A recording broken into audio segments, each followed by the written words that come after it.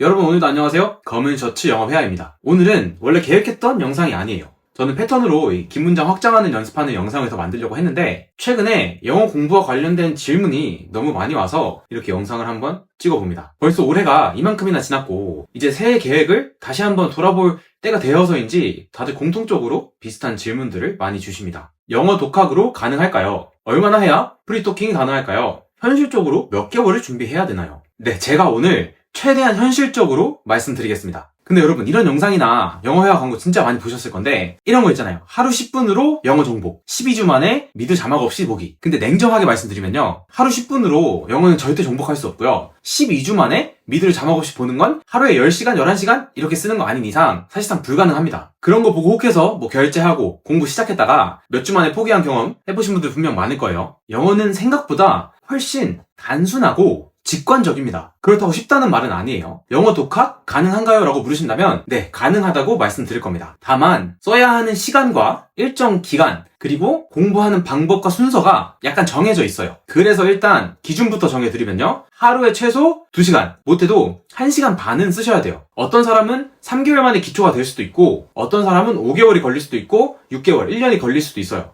하지만 제가 평균적으로 봤을 때 하루 2시간, 4개월 정도면 아무리 노베이스여도 어느 정도 기초는 말할 수 있게 되더라고요. 하루 10분, 12주 도움은 되겠죠. 어느 정도 실력이 느는 것처럼 약간은 보일 수도 있지만 나의 근본적인 실력을 바꿔줄 만한 그런 드라마틱한 변화는 절대 만들어낼 수 없습니다. 그리고 우리가 제일 많이 하는 착각이 선생님 그냥 해외 나가서 하면 되지 않나요? 아니요, 절대 안 됩니다. 이건 제가 해외 살면서 많은 한국 학생분들을 만나봤기 때문에 명확하게 드릴 수 있는 말씀이에요. 왜냐하면 다들 6개월 어학연수나 1년 워홀을 가더라도 정말 내가 영어를 이번에 바꿔보겠다라고 뜻이 있어서 매일 공부하는 그런 사람들은 정말 10%도 안 될 정도였거든요. 다들 한국 사람들끼리 어울리는 걸 더 좋아하고 약간의 해방감이라고 해야 될까요? 마음 편하게 놀 수 있는 그런 환경이기 때문에 오히려 집중이 안 될 확률이 더 높습니다. 그러니까 명확한 공부나 훈련 계획, 야망과 목표가 없이는 절대 해외로 무작정 나가는 걸 추천드리지 않고요. 갈 때 가더라도 오늘 알려드릴 이 기초 내용과 훈련 과정 같은 걸 나만의 루틴으로 만들어서 좀 반복 훈련할 수 있는 그런 체계를 만들고 가던가 아니면 완벽하게 해놓고 가는 거를 훨씬 추천드립니다. 이 초반에 기초를 완벽하게 다져놓는 과정이 굉장히 고통스러워요. 근데 지금 힘들다고 피하면 아무것도 이뤄낼 수가 없습니다. 자, 그래서 제가 서론이 좀 길었는데 이제 우리가 기초를 어떻게 연습하면 좋은지 하나하나 차근차근 뜯어보겠습니다. 자, 우선 1단계로 느껴지는 것과 내가 직접 행동하는 것, 이것의 차이를 구분할 줄 알아야 돼요. 왜냐하면 영어에는 비동사라는 게 존재하기 때문이에요. 한국어는 이 느낌과 동작을 구분하지 않습니다. 그래서 왕초보 한국인들은 영어가 어렵게 느껴질 수밖에 없어요. 영어뿐만 아니라 모든 서양 언어, 대부분의 이 라틴어를 베이스로 하는 서양 어권은 비동사 계열이 존재합니다. 그래서 나는 행복하다, 나는 운동한다, 한국어로는 별 차이 없어 보이는 이 두 문장을 I am happy, I work out 이런 식으로 구분을 해줘야 돼요. 근데 우리 가끔 말할 때 이런 실수 하시죠. I happy, I am work out, I happy라고 이렇게 비동사를 빼고 기분을 표현하는 경우는 별로 없는 것 같은데 이 뒷부분 I am work out, 일반 동사, 동작에다가 비동사를 붙여서 틀리는 경우는 제가 굉장히 많이 본 것 같아요. 저도 예전에 아무것도 모를 때 그런 실수를 굉장히 많이 했던 것 같습니다. 어떠어떠하다, 뭔가 느낌을 나타낼 때는 영어에선 비동사를 써줘야 된다는 거. 반대로 동작은 상태나 느낌, 감정, 어떠어떠하다가 아니라 무엇을 한다. 다 내가 직접 하는 동작이죠. 이 차이를 영어의 기초로서 명확하게 구분을 해놓고 가야 된다. 이게 첫 번째고요. 자, 다음 2단계는 사실 영어를 공부하면서 가장 중요한 부분이라고 해도 과언이 아니에요. 바로 영어는 결론부터 나온다입니다. 영어에 익숙하지 않은 분들은 한국어 어순을 그대로 영어로 번역하려고 합니다. 하지만 이 차이를 명확히 알고 있어야 됩니다. I'm tired from a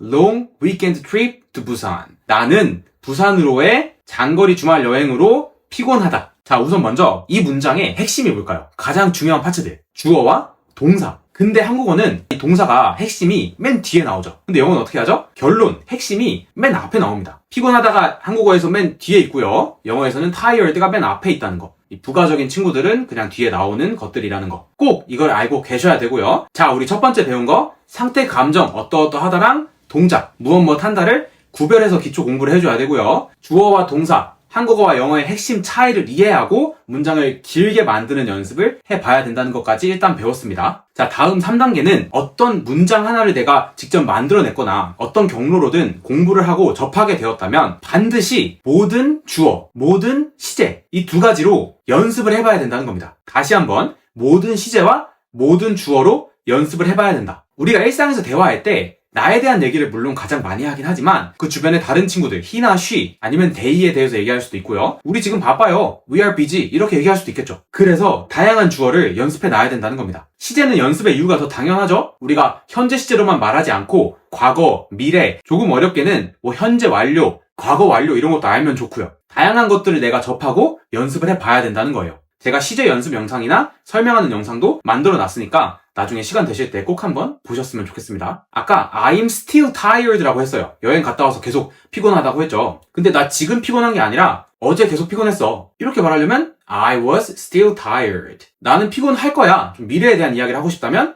I'm going to be tired. 우리가 흔히 gona라고 말하는 그 친구를 활용해서 말할 수도 있겠고요. 현재 완료는 여러분 과거부터 현재까지라는 것만 딱 기억하면 돼요. I have been tired 이렇게 말하면 나는 과거부터 현재까지, 나는 어제부터 오늘까지 계속 피곤했어. 이런 뉘앙스. 하나의 문장인데 벌써 4개로 바뀌었죠. 근데 여러분 이 4개의 시제에다가 우리 주어가 총 몇 개였죠? I, you, he, she, we, they 벌써 6개네요. 그쵸? 각각의 시제에다 주어 다 대입 가능하죠. I was still tired, he was still tired, I have been tired, you have been tired, he has been tired 이렇게 주어가 좀 바뀌는 것도 집중해주면 좋고요. 근데 영어에는 시제가 더 많고 주어도 뭐 아예 다르게 바꿀 수도 있어요. 제임스라는 그냥 아무 이름이나 가져올 수도 있고요. 아니면은 my dog 이렇게 강아지로 바꿀 수도 있고요. 이 반복된 연습과 훈련이 아까 말씀드렸듯이 좀 고통스럽고 힘들 수도 있어요. 하지만 꼭 해야 됩니다. 어떻게 해요? 루틴처럼 훈련처럼 그냥 하는 거예요. 시간 내서 오늘 앉아서 해야지 이런 것보다 그냥 우리 가기 싫은 헬스장 꼭 가야 되는 것처럼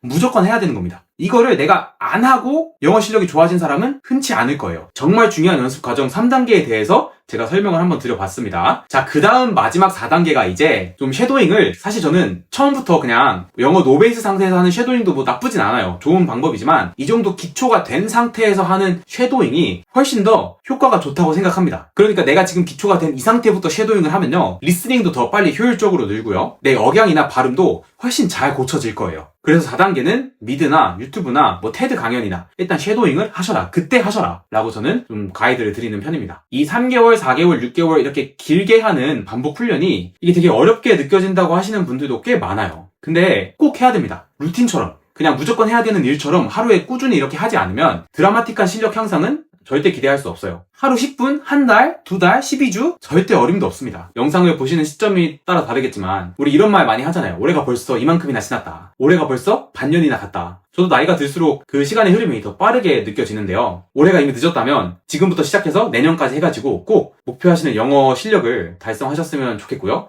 그 실력을 달성하는데 오늘 이야기 드렸던 이 기초 훈련, 이거는 꼭 필수니까 무조건 꾸준히 연습을 좀 해보셨으면 좋겠어요. 혼자 하기가 어렵다, 소재가 적다 이런 분들은 GPT나 제미나이 같은 걸 적극적으로 활용해서 한국어 문장 만들어 달라고 한 다음에 내가 직접 영작해보는 거죠. 말하면서 주어 바꾸고 동사 시제 바꾸고 오늘부터 꼭 한번 직접 쓰면서 말하면서 공부 한번 해보셨으면 좋겠습니다. 저는 지금까지 검은 셔츠 영어 회화였습니다. 오늘 내용 괜찮으셨다면 구독과 좋아요, 댓글까지 한번 부탁드리겠습니다. 시간 내서 영상 봐주신 모든 분들께 감사드립니다. 저는 다음에 더 나은 영어 회화 강의 영상으로 찾아뵙도록 하겠습니다. 안녕.